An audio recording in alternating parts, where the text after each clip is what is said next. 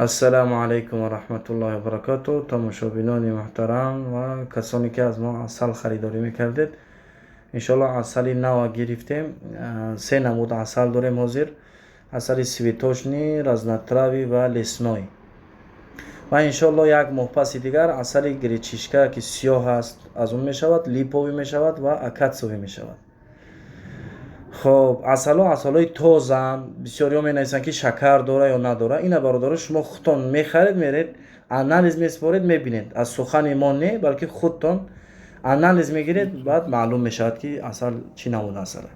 عسل تازه، عسل سویتوشنی، حالی مقصد سخت نشده است. ماهای دکبر تقریبا یک چند ماه بعد دیگه سخت میشود. عسل باور کنید هم مزه هم بو همه طرفه فرق میکنه. عجایب عسله.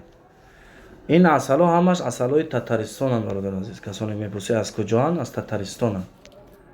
انا اینش عسل لسنوی. این عسل لسنوی با گریچیشکا ارالشه، یعنی زنبور در جای بود که در اونجا هم گریچیشکا بود، هم از دیگه عسل ها استفاده بردگی. برای همین کمک رنگ عسل خیلی تاریک اومدگی، سیاه اومدگی.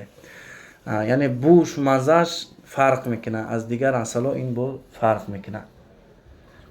گریچیشکا داره گرمیه، یعنی کدومی که خنوکی داره از این عسل گیرید عجایب بوده انشاءالله تعالی. خب باز عسل داریم، عسل رزنتراوی. عسل رزنتراوی بهترین عسل. اینم از هر نمود علف گرفتگی.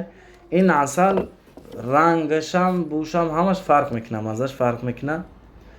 انشاءالله کدومی که برای تجارت یعنی برای فروختن میخواهید گپ زنید پیشکی. ما برای فروختن میخواهیم، برای شما دیگر نرخ است، و کدومی که برای خودش میخرد دیگر نرخ است. رقم های تلفن ها زنگ زنید.